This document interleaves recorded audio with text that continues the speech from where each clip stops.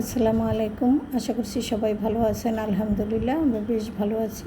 নতুন আরও একটি ভিডিও নিয়ে আসলাম। আশা করছি শেষ পর্যন্ত দেখবেন, ভালো লাগবে। এই তো দেখতেই পাচ্ছেন, কাজকর্ম শুরু করে দিয়েছি। রোজা, তাতে কি কাজ তো আর থেমে থাকবে না, সেই জন্যই কাজগুলো শুরু করে দিয়েছি। তো এখানে রসুন এনেছে, সেই সাথে দুধ এনেছে। দুধগুলো আগে ফ্রিজে রেখে দিলাম, তারপরে বাদ বাকি কাজ করব আর আপনাদের সাথে শেয়ার করব। তো রোজার দিনে রসুন হয়তো অত বেশি একটা লাগেও না, তারপরেও প্রয়োজন এনেছে।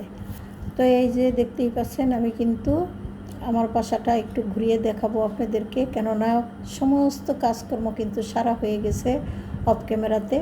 আর আমি কিন্তু আমার ছোট্ট বারান্দাটাতে এসেছি, আর গাছের পাতাগুলো আপনাদের সাথে একটু শেয়ার করলাম। কেননা এই যে দেখতেই পাচ্ছেন, গাছের পাতা কিন্তু সম্পূর্ণ সব ঝরে পড়ে গেছে আর নতুন পাতা গজাচ্ছে। আর সেই সাথে হলো বারান্দাতে শু ক্যাবিনেটটা রেখেছি, সেটা আপনাদের সাথে একটু শেয়ার করলাম।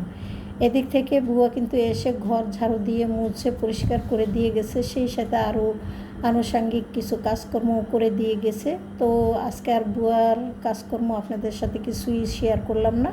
তো উনি যখন চলে গেছে, ভাবলাম পরিষ্কার পরিপাটি ঘরটা আপনাদের সাথে একটু শেয়ার করি। তো আমার বাসাটা কিন্তু একেবারেও ছোট না, মোটামুটি বেশ ভালো বড়। তো এখানে 3টা বেডরুম আছে আর ডাইনিং ড্রয়িং একসাথে বলা যেতে পারে, তবে অনেকটা ছোট। তবে আমার আর একটা রুমের ভিতরেও কিন্তু সোফা আছে আর ডাইনিং রুমেও সোফা আছে। আর এই যে ছোট ছেলের রুমে কিন্তু দেখিয়ে দিলাম, ছেলে কিন্তু অলরেডি এসি কিনে নিয়ে এসেছে। তো এসি এখনও পর্যন্ত অত বেশি একটা গরম পড়ে নাই। আর এত বড় এসি দেখে বাড়িওয়ালা একটু অবজেকশন দিয়েছে। এখন তারপরেও বলেছে যে আচ্ছা গরম পড়ুক, তারপরে দেখা যাক। তো সেই হিসাবে এসিটা কিন্তু আসলে যত্ন করে রেখে দিয়েছি, দেখা যাক গরম পড়লে আমি আর কি ফিট করে নিব। তো যাই হোক, এখানে কিন্তু বড় ছেলের রুমটা ও শুয়েছিল, তো ওর বিছানাটা ঝাড়ু দিতে পারছিলাম না, সে কারণে ওর রুমটাও একটু ঝেড়ে পরিষ্কার করে দিয়ে নিলাম। আর এই দিক থেকে বেশ কিছু কাপড় চোপড় ধুয়ে নিয়েছি আমি অফ ক্যামেরাতে, সেগুলো তার আপনাদের সাথে শেয়ার করিনি। আর সেজন্য বারান্দাতে যত কাপড় ছিল সব কাপড়গুলোই আমি এনে খাটের উপরে রেখে দিলাম। এখন এগুলো আমি হলো অফ ক্যামেরাতে এক এক করে সুন্দর করে ভাঁজ করে নেব। কেননা ধোয়া কাপড় আপনি এইভাবে ওইভাবে রেখে দেন, তাহলে কিন্তু মনে হবে না যে ধোয়া, যদি ভাঁজ না করেন।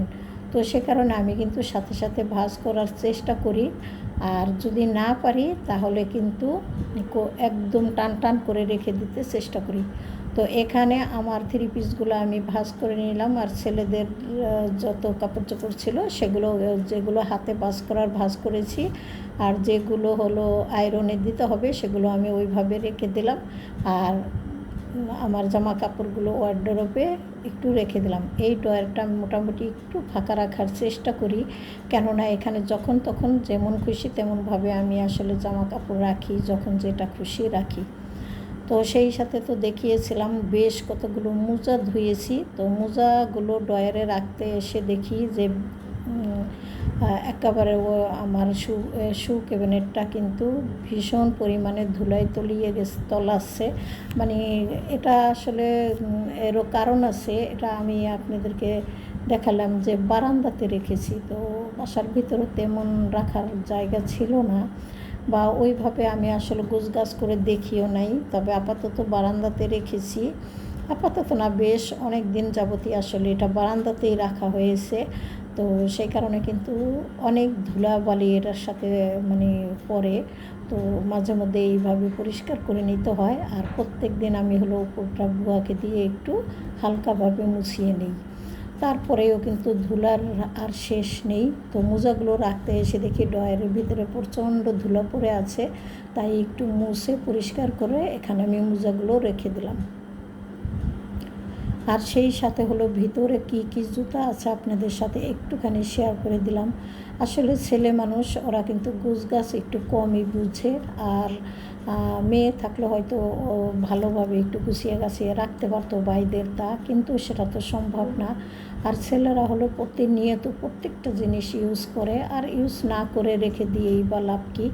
তো কী আর করার। তো যাই হোক, ছেলেদের জুতাগুলো একটু নামিয়ে যে জুতার সাথে যে বালু থাকে সেগুলো একটু মুছে দিলাম। আর সব সময় কিন্তু জুতা একদম সুন্দর করে পরিপাটি করে ধুয়ে রাখা সম্ভব না। তো ব্রাশ আর কালি বা এগুলো তো আছেই, ছেলেরা যখন তখন আর কি খুব সুন্দর করে যখন পরে সাথে সাথে ব্রাশ করে নেয় তাহলেই হয়ে যায়। তো আমি যেহেতু একা মানুষ, ছেলেরা সব সময় আমাকে দিয়ে অত ওইভাবে এরকম কোনো কিছু করাইতেও চায় না, তবে আমি তো না করে পারি না, আমি কিন্তু করি। যাই হোক, এখানে শু ক্যাবিনেটের ভিতরটাও আমি কিন্তু খুব সুন্দর করে একটু পরিষ্কার করে দিলাম। আর ফ্যানের বাতাসের কারণে হয়তো ভয়েসগুলো একটু অন্যরকম শোনা যেতে পারে। আর প্রচণ্ড মোটামুটিভাবে গরমও পড়ে গেছে, তো দেখা যাক। তো ক্যাবিনেটটা আমি মুছে পরিষ্কার করে এই যে আপনাদের সাথে একটু শেয়ার করে দিলাম। তারপরে কিন্তু আমি চলে আসলাম, মানে আজকে হলো ইফতার তৈরি করব, কি ইফতার করি সেগুলো আপনাদের সাথে শেয়ার করব। এটা ছিল হলো মানে ভর্তা, আর সেই সাথে আমি হলো ইফতারে ভাত খাবো, কেননা অনেকগুলো ভাত রয়ে গেছে। তো কী আর করার, সবসময় কিন্তু সব জিনিস ফেলে দেওয়া যায় না, এবং সবসময়ও কিন্তু বুয়াদেরকে দেওয়া যায় না। তো সেই ভেবে আমি কিন্তু ভাবলাম আজকে ঠান্ডা ভাতেই আমরা আসলে সবাই ইফতার করব। তবে অন্য কিছু তো থাকবেই, ছেলেরা তো আর পান্তা ভাত খেতে অত বেশি পছন্দ করবে না, তবে রোজা রেখে খেতে কিন্তু ভালোই লাগে আমাদের কাছে। মাঝে মধ্যে যখন ভাত থেকে যায় তখন আমি কিন্তু এইভাবে ভর্তা তৈরি করে সেই ভাত দিয়ে ইফতার করে ফেলি। তো এই বছর এই প্রথম করলাম, তবে মন চাচ্ছিল যেন এখনই বুঝি খেয়ে ফেলি, কেননা পেটে তো ক্ষুধা আছেই, সেই সাথে হলো ভর্তা। তো কী আর করার, ভর্তাগুলো রেডি করে রেখে দিব। এখনও অনেক সময় বাকি আছে ইফতারের, এ সমস্ত কাজ করতে কিন্তু অনেক সময় লাগে, তাই আগে করে রেডি করে রেখে দিলাম। তো পরবর্তীতে যখন ইফতার করি আপনাদের সাথে খুব সুন্দর করে রেডি করে দেখাবো। তো এই তো ভর্তা আমার বানানো হয়ে গেল, আর এখানে কয়েক রকমের ভর্তাই আছে আসলে। তো ভর্তাগুলো কেমন হলো আপনারা কমেন্টস করে জানাতে পারেন। আর আমার ভিডিওগুলো যারাই দেখেন একটু দয়া করে শেয়ার করে দিবেন, সেই সাথে লাইক করে দিবেন, আর সাবস্ক্রাইব করে আমার পাশে থাকবেন আশা করছি। তো এই তো ইফতার করতে যখন আসে তখন টুকটাক কিছু বাজার এনেছে, তো বলেছিলাম তো ইফতারের অনেক সময় বাকি আছে, তো এই জিনিসগুলো আপনাদের সাথে একটু শেয়ার করে দিলাম। কলা এনেছে, তবে রোজা থেকে কেউ কিন্তু কলা ওইভাবে খাবে না, তবে ভোর রাতে দুধ দিয়ে কলা খাওয়ার আগে কিন্তু একটা প্রচলন ছিল, তবে এখন কিন্তু কোনো মানুষই কলা দিয়ে দুধ ভাত খেতে চায় না। তবে আমি কিন্তু মাঝে মধ্যে খাই, আর সে কারণেই কিন্তু আমার সাহেব এনেছে। তো ছেলেরা এমনিই খাবে, আর আমি হলো ভাত দিয়ে খাবো। যাই হোক, এখন কিন্তু আপনাদের সাথে শেয়ার করব যে আমি অফ ক্যামেরাতে কী কাজ করেছি। অনেকগুলো কাপড় ধুয়েছি, সেগুলো বারান্দাতে ছড়িয়ে দিলাম, আর আপনাদের সাথে একটা দৃশ্য শেয়ার করব। সেটা হচ্ছে গাছের পাতা, এই যে দেখতেই পাচ্ছেন, এই তো আম গাছের একটা পাতাও কিন্তু ছিল না, সব পাতা জোরে পড়ে গিয়েছে। আর সেই সাথে হলো আম গাছে প্রচণ্ড পরিমাণে মুকুল এসেছে, মানে আমের বোল। তো এই বছর হয়তো বা অনেক আম ধরবো এরকম একটা চিন্তা ভাবনা ছিল, কিন্তু আম কিভাবে ধরবে, এখন কিন্তু বৃষ্টির প্রয়োজন ছিল। বৃষ্টি না হলে কিন্তু আমের মুকুল ঝরে পড়ে যায়, আর সেই বছর কিন্তু আম কম হয়। দেখা যাক কতটুকু হয় না হয়। যেহেতু ভর্তা করেছি, ছেলে বলল ডিম ভাজা খাবে, তারপরে মাছ ভাজা খাবে, এরকম রোজা থাকলে বাচ্চাদের যা হয় আর কি, ছেলেদের যা হয় আর কি, মনে হয় দুনিয়ায় বুঝি খেয়ে ফেলবে। তো ভাবলাম যে যেহেতু বলেছে, আর ডিম তো ঘরে আছেই, তো যাই হোক আমি ডিম ভাজা করলাম, আর সেই সাথে হলো ইলিশ মাছ ভাজা করলাম সেহরির জন্য, যেহেতু না ইফতারের জন্য, যেহেতু ঠান্ডা ভাত, তো ঠান্ডা ভাতে কিন্তু ইলিশ মাছ ভাজা খেতে বেশি ভালো লাগে। তো ডিম ভাজা, ইলিশ মাছ ভাজা, সেই সাথে আমি করব শুকনো মরিচ ভাজা। তো শুকনো মরিচ তো আগেই ভেজে রেখে দিয়েছি। তো ইফতারিতে এই করব আমরা। তো ইফতার করার পরে আর কি কি কাজ করি দেখতে থাকেন। সামনে আমি কিন্তু আজকে অনেক কাজ করেছি, কিছু আপনাদের সামনে বসে বসে করেছি, আর কিছু করেছি অফ ক্যামেরাতে। এই তো মাছ ভাজা হয়ে গেছে, এখন হলো ডাইনিংয়ে খাবারগুলো রেডি করে দেব। এই যে দেখতেই পাচ্ছেন, আমি কিন্তু কলা, সেই সাথে পান্তা ভাত আর কিছু ফল ফ্রুটস কেটে নিয়েছি, আর ভর্তা দিয়ে কিন্তু আজকে আমরা পান্তা ভাত খাবো। ইলিশ মাছ তো ভাজা করেছি।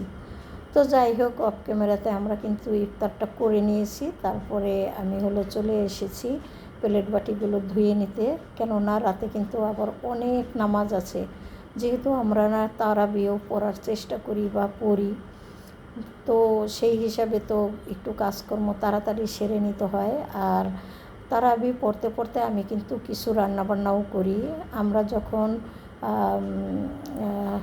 হুজুরের কাছে পড়েছি, মানে একটু শুদ্ধ করে, ছোটোবেলাতেও পড়েছি, আবার বড় সময় কিন্তু এখনকার মতো একটু শুদ্ধ করে যখন পড়েছি, তখন হুজুর বলেছে যে যখন তারাবি নামাজ পড়বেন তখন কিন্তু নামাজটা পড়তে পড়তেই রান্নাবান্নাগুলো করবেন, তাহলে কোনো গায়ে বাজবে না।